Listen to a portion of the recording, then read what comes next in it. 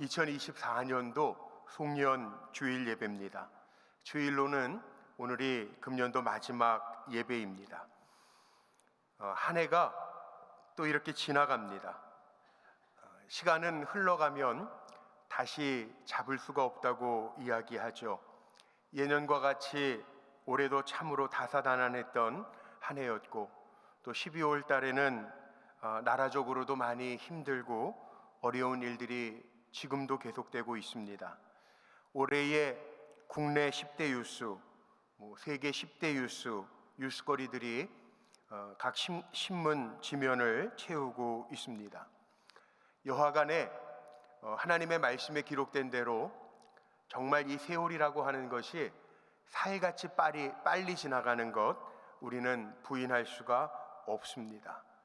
한 해를 어떻게 사셨습니까?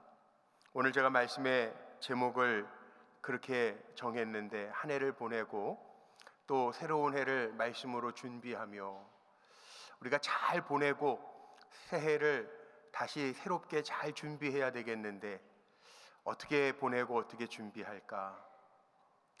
혹시 가셔서 보신 분들도 계시겠지만, 이탈리아에 가면 토리노 박물관에 그 기회의 신이라고 하는 카이로스 신상을 이렇게 대리석에다가 조각해 놓은 아주 유명한 미술품이 있다고 합니다. 저도 직접 보지는 못했는데 그 모습이 여러분 사진으로 보시는 것처럼 우스꽝스러워서 관광객들이 처음 볼 때는 이 그림이 이해도 잘 되지 않고, 그리고 이게 뭐야 그러면서 웃는다고 합니다. 이유가 있겠죠. 보시는 바와 같이 사람이 일단은 다 벗고 있어요. 그리고 대머리들은 보통 앞에서부터 머리가 빠져나가잖아요. 그런데 앞머리는 긴데 뒷머리가 대머리예요.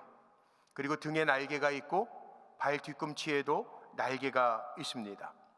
왼손에는 저울이 들려 있고 오른손에는 칼이 들려져 있는 괴상한 모습을 하고 있어서 사람들이 웃는다고 합니다. 하지만 이 동상 아래 글이 써 있는데, 그 글을 읽고 나서는 사람들이 다 감명을 받는다는 거예요. 그 글귀가 한국말로 번역하면 이런 말입니다. 제가 한번 읽어드릴게요. 내 앞머리가 무성한 이유는 사람들이 나를 쉽게 붙잡기 하기 위함이요, 뒷머리가 대머리인 까닭은 내가 지나가면 다시는 붙잡지 못하도록 하기 위함이며, 어깨와 발 뒤꿈치에 날개가 달린 까닭은 최대한 빨리 사라지기 위함이다. 오른손엔 칼과 왼손엔 저울이 있는데, 이는 나를 만났을 때 신중한 판단과 그러나 신속한 의사 결정을 하라는 뜻이다. 카이로스라고 하는 말 들어보셨죠? 우리가 이렇게 역사적으로 흘러가는 시간을 크로노스, 흘러가는 시간, 역사적인 시간을 이야기하고, 하나님의 주관하심이 있는 시간, 카이로스라는 말을 합니다. 지난 1년 한 해 동안 숱한 시간과 기회들을 우리 성도님들은 잘 포착하면서 활용하셨습니까? 아니면 아쉬움 속에 허탈하게 보내고 계시지는 않으신지요? 하나님의 자녀된 우리는요, 늘 점검해야 될 것이 있어요. 하나님이 우리를 사용하실 때 세 단계를 거쳐서 우리를 사용하십니다. 첫 번째는, 가장 먼저 우리에게 회개의 시간을 주십니다. 그래서 영적으로 돌아보게 하고 내가 거룩하게 살았는가. 다른 동물들은 몰라요. 그런데 우리 하나님의 형상대로 지음받은 우리는 이렇게 한 해를 정리하는 시간을 맞이하면 늘 점검해요. 내가 주님 보시기에 거룩하게 잘 살았는지 영적으로 돌아보면서 회개합니다. 그리고 두 번째는, 하나님은 구하는 이들에게 하나님의 영을 부어 주십니다. 부족하지만 주님, 내가 부족했는데 나를 새롭게 해주세요. 그러면 주님의 영을 부어주시고 우리를 새롭게 만들어 주십니다. 그뿐만 아니라 하나님은 이렇게 주의 영을 받고 우리를 사용하시는데 어떻게 우리가 쓰임받아야 될지 말씀하십니다. 사람이 알려주는 것이 아니라 하나님의 백성이기 때문에 말씀으로 우리에게 깨닫게 하시고 도전을 주십니다. 그래서 우리는 영적인 존재라고 늘 고백하죠. 그럼에도 불구하고 우리가 이렇게 시간들을 보내면서 기억해야 할 것이 있어요.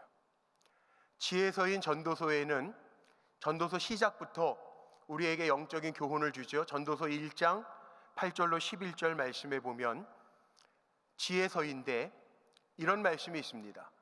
모든 만물이 피곤하다는 것을 사람이 말로 다 말할 수는 없나니 눈은 보아도 족함이 없고 귀는 들어도 가득 차지 아니하는도다. 이미 있었던 것이 후에 다시 있겠고 이미 한 일을 후에 다시 할지라. 해 아래는 새 것이 없나니 무엇을 가리켜 이르기를 보라 이것이 새 것이라 할 것이 있으랴. 우리가 있기 오래전 세대들에도 이미 있었느니라. 이전 세대들이 기억됨이 없으니 장래 세대도 그 후 세대들과 함께 기억됨이 없으리라. 인생의 교훈이죠. 우리가 사는 하루하루가 새날인 것 같은데 모든 날들이 지나고 보면 어제도 있었고 또 내일도 있는 날들이 아닙니까? 해 아래 새 것이 없대요. 사실 새해를 맞이하고 새로운 각오로 우리가 살아왔다고 이야기하지만 돌이켜보는 이 시점에서 가만히 생각해 보면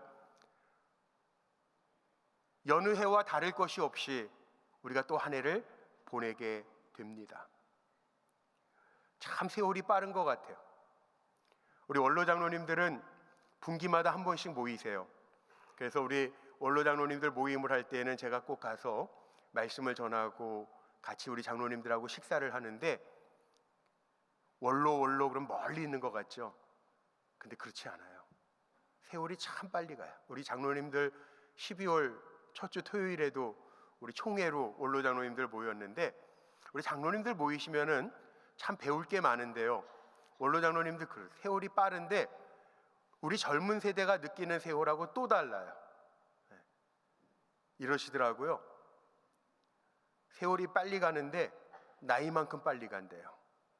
그래서 우리 50대는 50km로 간다 생각하면 80대 우리 원로 선배님들은요, 장로님들은 시속 80km로 달린대요. 인생이 엄청 빨리 간다는 거야. 올 한 해도 참 빨리 갔죠. 벌써 52번째 주일을 우리가 맞이해서 금년도에는 이제 빨간 주일이 없어요. 오늘 제가 날짜로 계산해 보니까 1년 365일 가운데 오늘이 벌써 363일이에요. 이틀밖에 남지 않았어요. 이 세월 동안 우리 성도님들 잡은 게 과연 뭐가 있습니까? 내가 뭘 잡은 것 같긴 한데 아직도 헛된 것을 잡고 있으면서 헛된 줄도 모르고 내가 잡았다라고 생각하고 계시지는 않습니까? 시간이 참 빨리 가기는 한데 이 빨리 가는 시간들 속에서 우리가 지금 뭘 점검하고 있습니까? 저는 목사이니까 한글로 된 성경도 보고 NIV 영어 성경도 읽고 제 책상에는 성경책이 늘 2권이 있어요. 제 교회 책상에는. 집의 책상에도요. 한글판, 새 한글판 성경이 있어요. 이건 작년에 나온 건데 아직 구약은 번역이 안 됐어요. 신약하고 시편만 번역이 돼 있어요. 하나님 말씀이지만 우리가 지금 가지고 있는 개역 개정판도 있고 표준 새번역 성경도 제가 교회 제 책상에다 두고 같이 이렇게 비교도 해보고 읽고요. 집에서는 새 한글판 성경을 읽는데 제 새 한글판 성경은 작년에 선배 목사님이 아직 구약은 번역이 안 됐는데 보라고 저에게 선물로 주셔서 제가 집에서 시편을 그걸로 묵상을 하다가 시편 85편을 묵상하게 되었는데 오늘 읽은 본문 말씀이에요. 시편 85편은 지금 가지고 계신 성경에 보면, 여러분들이 가지고 계신 성경에 보면 제목이 고라자손의 시 이렇게 되어 있거든요. 그런데 새한글판 성경 시편 85편은요 제목이 붙어 있는데, 시편 가운데 유일하게 제목이 뭐라고 붙어 있냐 하면 결의의 회복을 비는 기도, 이게 제목이에요. 요즘 나라적으로 많이 힘든데, 그래서 나라를 위해서 다른 때보다 더 많이들 모두가 다 기도하고 계시죠.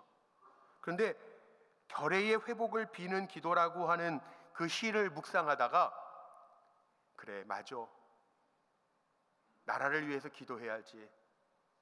그리고 말씀을 묵상하는데 이게 우리 기도예요. 내 기도예요. 사실 내가 있어야 나라도 있는 거고, 나라가 있어야 또한 내가 있는 거 아니에요? 그러면서 이 말씀 시편 85편을 묵상하면서 오늘 한 해를 돌이켜보면서 우리가 영적으로 깨달아야 할 것이 이 결의 회복을 위한, 회복을 비는 기도 안에 담겨져 있는 것을 보면서, 나라를 위한 기도이지만 또 나를 위한 기도고, 나를 위한 기도이지만 또 나라를 위한 기도구나 깨닫는 것이 몇 가지 있었어요. 그 가운데 가장 먼저 깨달아야 하는 게 뭐냐 하면, 살아온 시간에 대한 감사를 좀 해야 되겠다라는 생각이 들었어요. 오늘 7절부터 말씀을 읽었습니다만 1절과 2절 말씀에 보면 이렇게 기록하고 있습니다. 여호와여, 주께서 주의 땅에 은혜를 베푸사 야곱의 포로된 자들이 돌아오게 하셨으며 주의 백성의 죄악을 사하시고 그들의 모든 죄를 덮으셨나이다. 셀라, 중간 생략 그거예요. 주의 땅에 은혜를 베푸사. 저는 지금도 제 카톡 프롤로그에 내게 은혜를 베푸사, 다윗의 기도를 늘 기록하고 있어요. 제 카톡에 프롤로그에 있어요. 사실 우리에게는요 은혜로 사는 거죠. 이게 복이죠. 올 한 해를 돌이켜보면서도 일이 없었던 게 아니라 다양한 일들이 있었지만, 그러나 돌이켜보니까 하나님의 은혜였음을 우리가 고백할 수밖에 없다는 거야. 결의 회복을 비는 기도 가운데 가장 먼저 1절에 보니까 여호와여, 주께서 주의 땅에 은혜를 베푸사. 우리가 나라를 위해서 기도해야 될 것도 있고 나를 위해서 기도해야 할 것도 있는데, 그게 뭐냐? 이 나라에 주님의 은혜가 베풀어지는 거예요. 우리 성도님들의 삶 속에 주님의 은혜가 베풀어지는 거예요.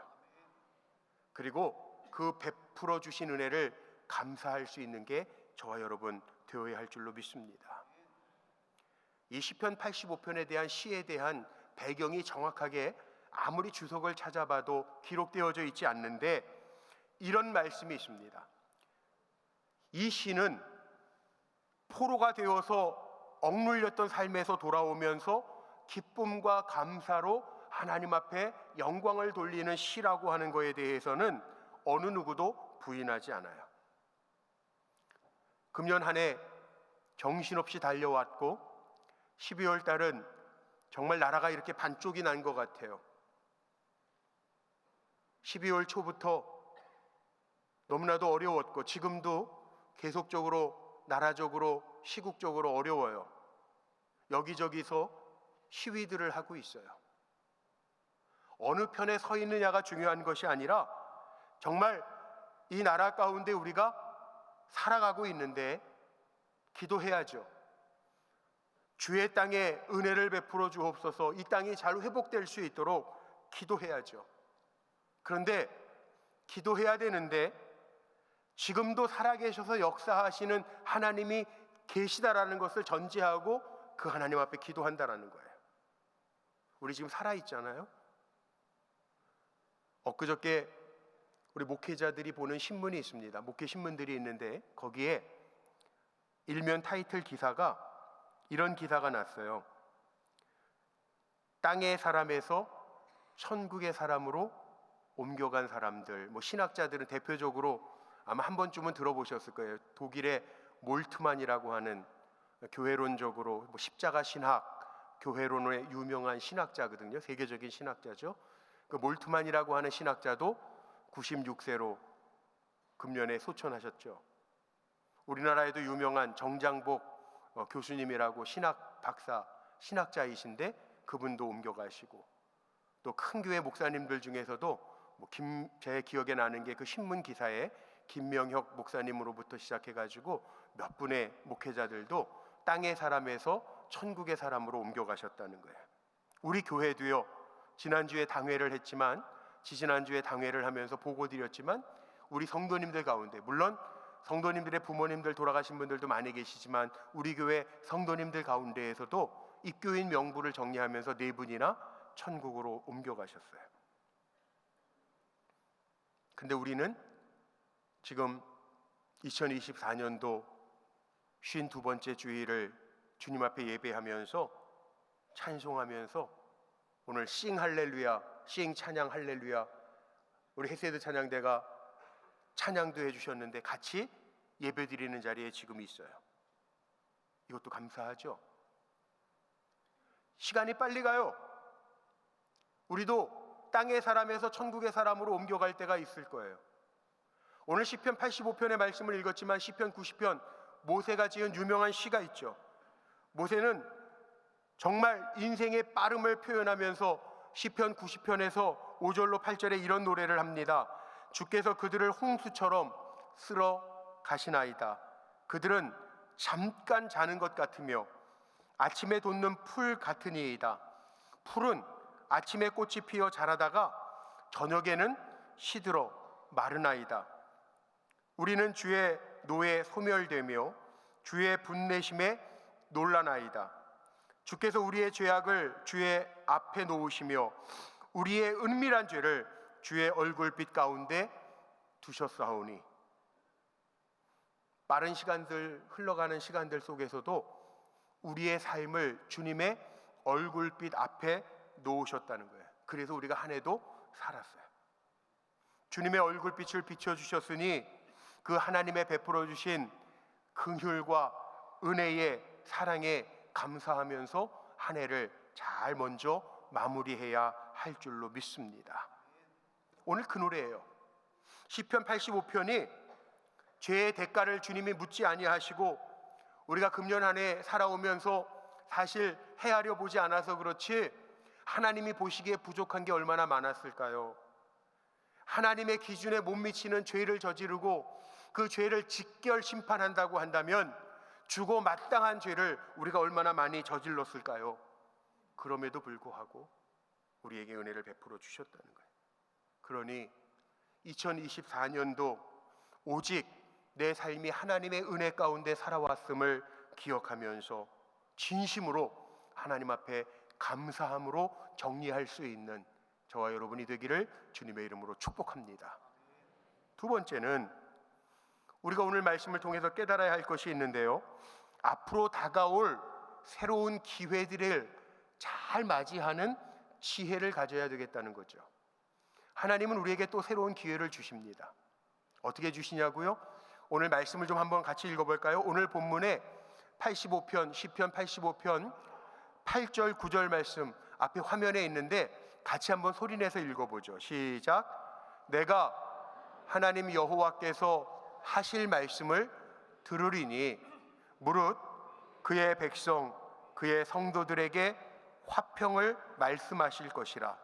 그들은 다시 어리석은 대로 돌아가지 말지로다. 진실로 그의 구원이 그의 경외하는 자에게 가까우니 영광이 우리 땅에 머무르리이다. 아멘. 여기에 말씀해 보니까 내가 하나님 여호와께서 하실 말씀을 들으리니, 내년도에 우리 교회 표가 뭐냐 하면, 제가 금년도 3월 달에 우리 특별 새벽 기도회 기간 중에 기도하면서 하나님 제 마음에 감동하셔서 주신 말씀이 있어요. 시편 119편 11절 말씀인데 이제 앞에 달릴 표의 말씀이기도 한데요, 이 현수막이 다음 주에 오시면 바뀌어 있을 겁니다. 우리 앞에 있는 내년도 표를 같이 한번 크게 읽어볼까요? 시작. 주의 말씀을 내 마음에 두었나이다. 아멘. 하나님이 내년에 우리에게 새로운 생명을 주시고 기회를 주실 텐데 8절 말씀에 있는 것처럼 내가 하나님 여호와께서 하실 말씀을 들으리니, 하나님의 말씀에 가장 우선을 두고 살겠다고 다짐하는 이 시간이 되기를 축복합니다. 하나님이 인도하실 것입니다. 저는 분명히 믿는 게 있어요. 하나님의 말씀을 우리 마음에 두고 사는 사람들에게는 하나님의 다스려 주심이 있을 거예요. 아멘. 하나님 나에게 말씀하여 주옵소서, 내가 그 말씀대로 준행하겠나이다. 하나님의 말씀을 마음에 두고 사는 사람에게 살아계신 하나님께서 역사하실 줄로 믿습니다. 그러니까 어리석게 판단하지 말고 시대의 흐름 속에 너무 쉽게 동요되지 말고, 우리의 삶의 근거는, 기준은 어디에 있냐면 하나님의 말씀이 우리의 삶의 기준이에요. 그러면 그 말씀대로 살아가면, 하나님 말씀하실 때 아멘으로 받고 그 말씀대로 살아가겠다고 다짐하면 내 인생의 주인 되신 하나님이 우리를 친히 대장 되셔서 이끌어 주실 줄로 믿습니다. 이게 우리의 삶이라는 거예요. 오늘 시편 85편의 말씀에 보면 시편 기자가 결례를 위해 비는 기도, 나라를 위해서 그 땅에 주님의 은혜가 베풀어 주기 위해서 기도해야 되지만 왜 그렇게 기도해야 되냐 하면 두 가지를 촉구하잖아요. 오늘 말씀 속에 보니까 8절 말씀에 이런 말씀이 있죠. 다시 어리석은 대로 돌아가지 말지로다. 과거를 반복하지 말라는 거예요. 이 얘기는 무슨 얘기냐 하면 우리 믿는 사람들에게는 이렇게 적용해 볼 수 있어요. 어리석은 대로 돌아가지 말라. 말씀의 기준을 흐트러뜨려 놓고 엉뚱하게 살지 말라는 거예요. 말씀을 듣기는 들어도 불순종의 행위를 일삼지 말라는 거예요. 인류라고 하는 게요, 사람 마음이라는 게 다 같습니다. 어떤 면에서 성경에 보니까 그 하나님의 백성들도요, 하나님의 편에 서기보다는 결정적인 순간에 핑계를 대서라도 자기 이익을 먼저 생각하는 게 이게 인간이더라고요. 주의 법도와 율례를 따르겠나이다 고백하면서도 다윗도 보세요. 자기가 죄악에 빠질 때에는 자기의 정욕, 자기의 소신이 너무 확고해서 하나님의 뜻과는 전혀 상관없이 살아갈 때가 많아요. 우리가 입으로 찬송할 때는 내가 주인 삼은 모든 것은 내려놓고 그리고 찬송하면서도 어디 그렇습니까? 내가 주인 삼고 있는 거 가장 먼저 붙들고 내 명예, 내 권력, 내 권리만을 내세우면서 살아가는 것이 우리의 모습이잖아요. 하나님의 말씀에는 분명히 다윗도 그런 고백을 해요. 주의 말씀이 내 발등상의 등불입니다 고백하면서도요, 웬걸 고백은 그렇게 하는데 내 마음에 아집이 욕심이 너무 커지면 말씀을 내려놓는 게 우리의 모습이에요. 근데 왜 우리가 말씀을 붙들고 살아야 되느냐? 이유가 분명해요. 오늘 본문 8절에 보니까 이 복음이라고 하는 게 뭐냐? 예수님은 이 땅에 왜 오셨어요? 하나님과 우리를 화평케 하기 위해서. 우리는 살아가면서요, 뭘 먼저 생각해야 되냐면 마태복음에도 그런 말씀이 있죠. 예수님의 산상수훈, 정말 중요한 교훈이 담겨져 있는 산상수훈에 보면 화평케 하는 자가 복이 있는데 그들이 하나님의 아들이라 일컬음을 받을 것이라. 저하고 여러분은 살아가면서 어떤 삶을 살아야 되냐면 화평케 하는 자리에 있어야 돼요. 우리 안에 하나님의 말씀이 먼저 있으면 늘 감사가 고백되어지는데 말씀이 없으면 우리도 불평하고 원망하기가 일쑤죠. 주님이 이 땅에 왜 오셨어요? 우리 지난주에 성탄절, 지난 수요일 날 우리 성탄 칸탄타 예배, 또 우리 교회학교 발표회도 같이 겸해서 은혜롭게 예배 드렸는데 성탄절 축하했잖아요. 왜 축하했어요? 휴일이니까? 아니에요. 대강절기 우리 준비하면서 제가 말씀을 전했어요. 우리가 대강절기 예수님의 오심을 어떻게 준비할까? 예수님은 이 땅의 평화의 왕으로 예수님은 이 땅의 구세주로, 예수님은 이 땅의 위로자로, 생명의 빛으로 오시는데 그 주님을 준비하자고 말씀 전했잖아요. 주님이 오셨어요. 왜 오셨다고요? 하나님과 죄인된 우리의 관계를 회복시켜 주시기 위해서, 평화의 왕으로, 구세주로, 죄로부터 건져 주시기 위해서 오셨다는 거예요. 우리 인간들은 악을 따라 살아가지만 악을 따라 살아갈 때 불행과 불안과 고통 가운데 빠질 수밖에 없는데, 하나님과의 관계를 회복시켜 주기 위해서 예수님이 구세주로, 평화의 왕으로 이 땅에 오셨으니 그 주님을 붙잡고 살아갈 때 우리에게 소망이 있다라고 하는 것을 보여주시는 거죠. 그럼에도 불구하고요, 우리가 지난 1년 2024년도를 어떻게 살아왔는지 한번 돌이켜보세요. 그 주님과 바른 관계를 잘 유지하면서 살았는가? 목사인 저도 이게 제일 마음에 걸려요. 주님과 동행하겠습니다. 주님의 말씀대로 살겠습니다. 하나님의 뜻 안에서 번성하도록 성도들에게 선포하겠습니다. 설득하겠습니다. 그랬는데 우리의 삶을 한번 돌이켜보라는 거예요. 내가 얼마나 많이 정말 하나님의 진리와 말씀과 복음 안에 거하면서 화평케 하는 자로 살았는가? 오늘 본문 9절 말씀에 보니까 이런 말씀이 있습니다. 이거 같이 한번 크게 읽어봤으면 좋겠는데요. 같이 한번 읽어보죠. 진실로 그의 구원이 그를 경외하는 자에게 가까우니 영광이 우리 땅에 머무르리이다. 9절 말씀과 같이 우리가 하나님의 구원의 진리가 우리 속에 거하시며 정말 그를 경외하는 자에게는 그 땅의 영광이 머무른다고 그랬는데, 우리가 그렇게 살았냔 말이에요. 참된 구원을 사모하면서 살았냔 말이에요. 오늘 읽은 시편 85편 7절 말씀에 보면 누군지 모르지만 고라의 자손들이 이렇게 노래하잖아요. 여호와여, 주의 인자하심을 우리에게 보이시며 주의 구원을 우리에게 주소서. 주의 구원이 뭡니까? 이 주님이 주시는 구원은 참된 구원 아니에요. 저와 여러분 안에 주님이 주시는 참된 안식, 참된 구원의 평안함이 있었냔 말이에요. 온갖 세상의 쾌락과 명성과 즐거움을 다 맛봤던, 어려서부터 초대 기독교 교부였던 성 어거스틴은 나중에 어머니 모니카의 기도로 말미암아 정말 성 어거스틴이 될 정도로 성자가 되죠. 나중에 회개하고 나서 그는 정말 이렇게 두꺼운 책 참회록을 남겼어요. 근데 이 성 어거스틴이요, 그 참회록 가운데 많은 명언들이 있는데 그 명언 중에 이런 고백을 합니다. 주여, 내 인생이 주님을 만나기 전에는 참된 안식을 누린 적이 없나이다. 이 거꾸로 얘기하면 주님을 만나고 나서야 비로소 참된 안식을 얻었다는 거죠.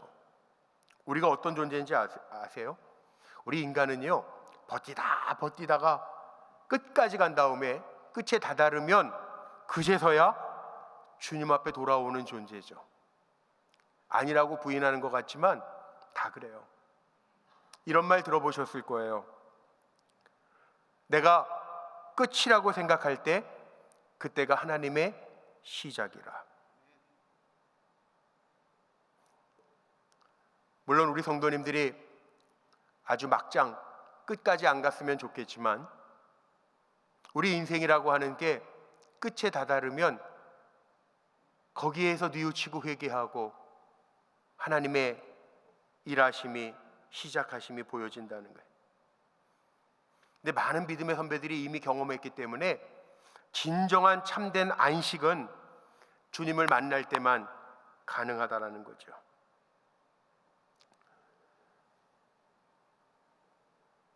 저는 연말이면 제가 참 좋아하는 말씀 가운데 마태복음 11장 28절로 30절 말씀, 이 말씀이 참 위로가 돼요.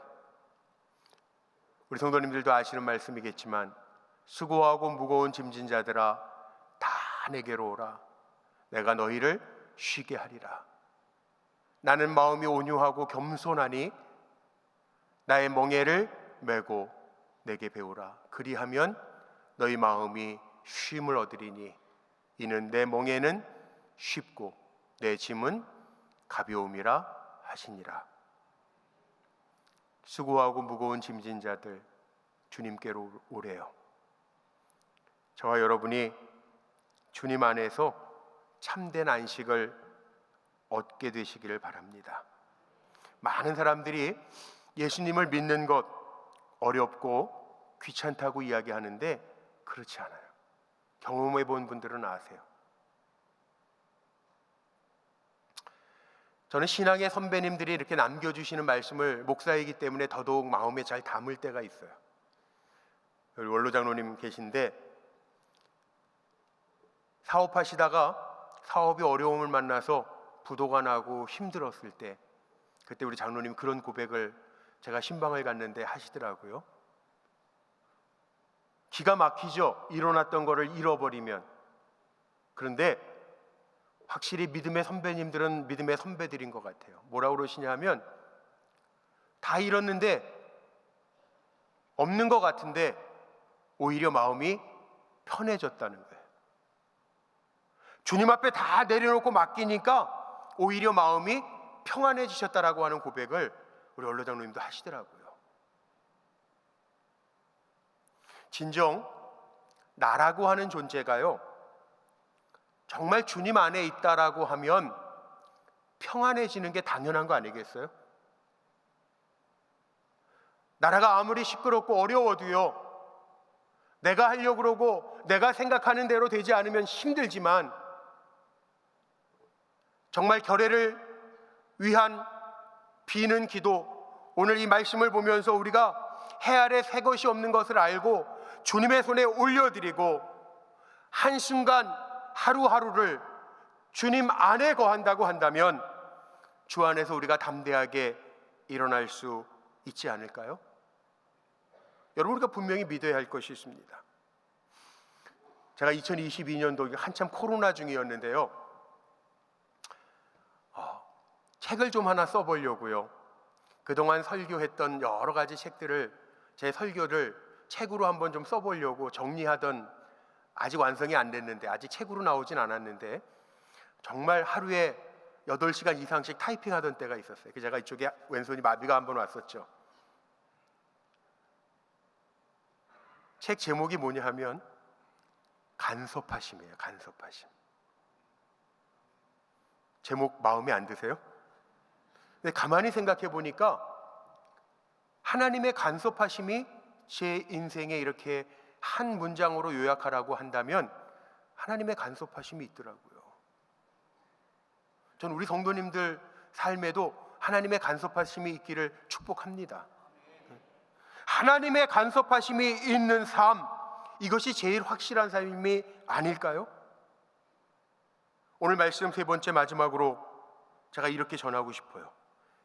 이제 우리에게 주실 미래를 확신하고 우리가 준비해야 될 텐데, 저와 여러분의 삶에는 뭐가 있다고요? 하나님의 간섭하심이 있어요.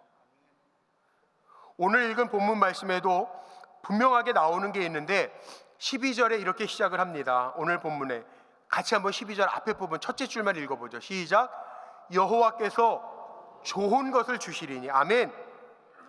우리가 미래에 확신하고 준비해야 할 것이 있는데, 지금까지도 하나님 간섭해 주셨지만 내년에 2025년도에도 우리가 기대해야 할 것이 있어요. 여호와께서 좋은 것을 주시리니. 한번 다 같이 한번 해보죠. 시작. 여호와께서 좋은 것을 주시리니. 여러분, 이 확신을 가지고 내년 한 해를 기도로 준비하시기를 바랍니다. 분명한 이유가 있어요. 하나님만을 의지하고 사모하는 자들에게는 하나님이 결코 외면하지 않으시기 때문에 그렇습니다. 이제 말씀 마치고 찬송가 부르면서 헌금할 건데, 제가 찬송가 오늘은 370장 부르자고 그랬어요. 우리 믿음의 선배님들이 좋아하시던 찬송 중에 하나고 저희 할머니도 참 좋아하셨던 찬송 중에 하나예요. 가사를 보면 정말 기가 막힌 가사예요. 1절에 주 안에 있는 나에게 딴 근심이 있으랴 십자가 앞에 나가 내 짐을 풀었네. 한 해를 마감하면서 모든 무거운 짐을 십자가 앞에 풀어놓고 하나님 주시는 위로를 얻는 우리 성도님들 되기를 축복합니다. 2절의 가사는 이런 가사가 있어요.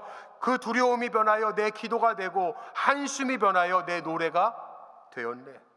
3절 내 주는 자비하셔서 늘 우리와 함께 하시고 내 궁핍함을 아시고 채워주신대요. 4절은 더 기가 막힌 가사입니다.